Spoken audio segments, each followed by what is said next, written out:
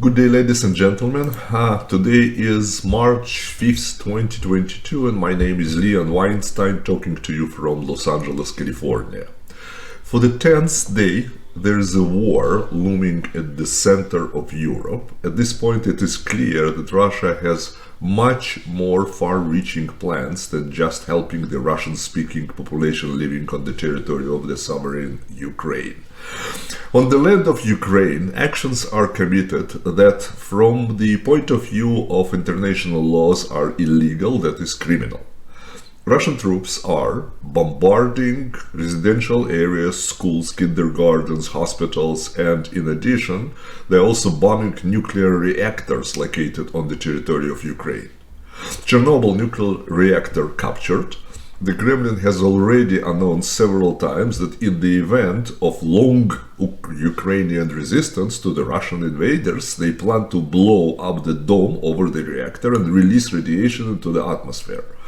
That means a radioactive desert, not only in Ukraine, but also on the territory of a large part of the European continent. Another currently operating reactor has been just fired upon, which, if it had exploded, would have been 10 times more powerful than the explosion of the reactor in Chernobyl.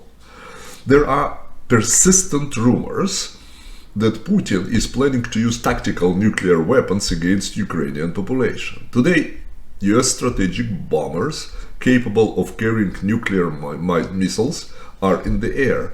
This seems like a hint to Putin and his Kremlin gang, but the problem is that the Kremlin does not understand the language of hints. They speak a very different language there, which the West stubbornly refuses to speak. The time has come to act much more decisively. Neither Europe nor America had any contractual or moral obligations to intervene in regional conflicts, but something has changed in the past 10 days. From a party initiating the conflict, Russia had become an international criminal dangerous to all of us.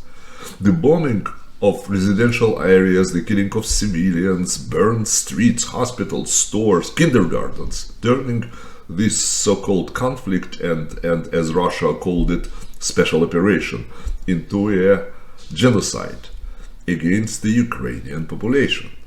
This must be stopped, and it must be stopped immediately.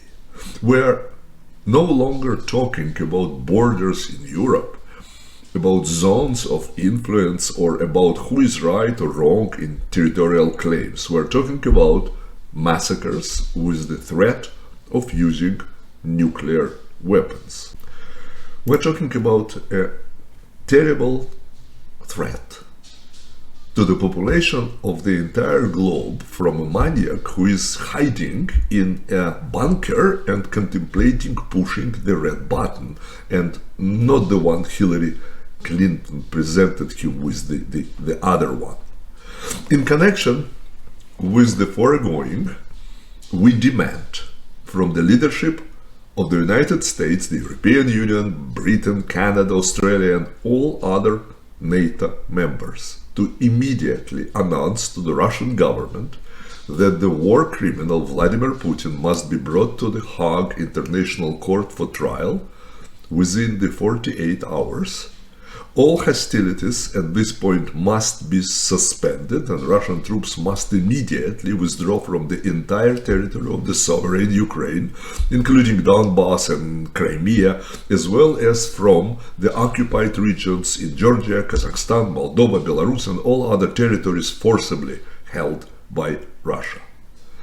If during this time the above actions are not committed, we demand a massive strike against all the troops of the Russian Federation located in all the above regions.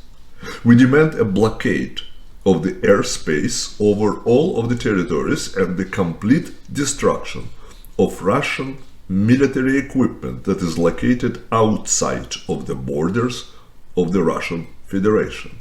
All Western media must immediately start informing citizens of Russia that the extradition of the war criminal Vladimir Putin and the immediate cessation of hostilities will prevent a huge catastrophe for the population of the entire country of Russia.